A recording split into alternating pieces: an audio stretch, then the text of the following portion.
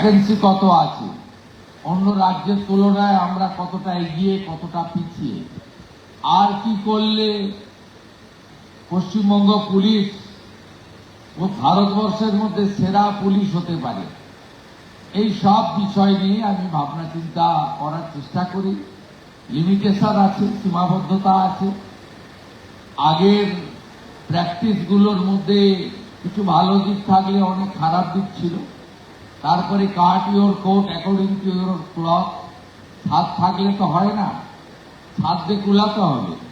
এই রাজ্যে ভীষণ অর্থনৈতিক দেনা, সব মিলিয়ে আপনারা ভীষণ অসুবিধার মধ্যে থাকেন আমরা জানি।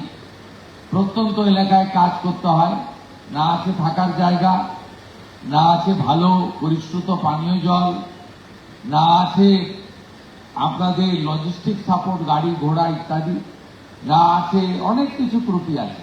তার মধ্যেও আপনারা পারেন, কারণ গত 2 মাসে বা 10 সপ্তাহে আপনারা এমন এমন কিছু কাজ করেছেন, সেটা দুর্নীতি দমনে হতে পারে, আইন শৃঙ্খলা রক্ষা করার ক্ষেত্রে হতে পারে, চিহ্নিত অপরাধীদের গ্রেপ্তার করার হতে পারে, সীমান্ত সুরক্ষার ক্ষেত্রে হতে পারে, অবৈধ অনুপ্রবেশকারীদের চিহ্নিত করার হতে পারে, অথবা আমাদের মা দিদি বোন বা কন্যাদের সুরক্ষা প্রদানের ক্ষেত্রে হতে পারে।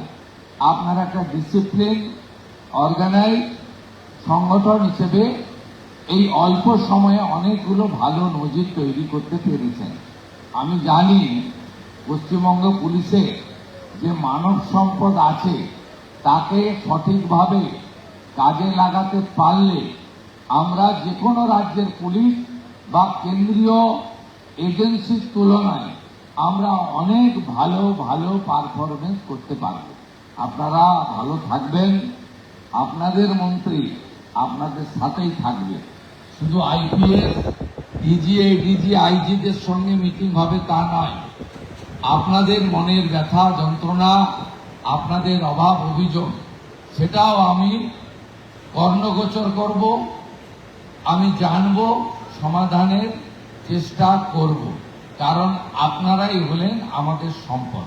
সকলকে আরেকবার শুভেচ্ছা জানিয়ে আমি আমার কথা এখানেই শেষ করলাম। ভারত মাতা কি জয়। ধন্যবাদ স্যার।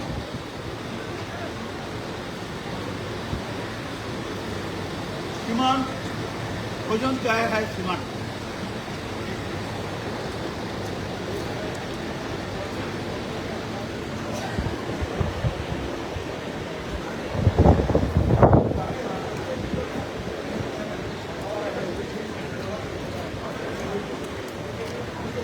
লাইভে আছি।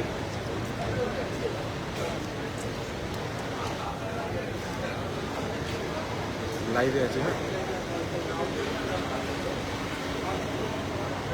শেষ করি।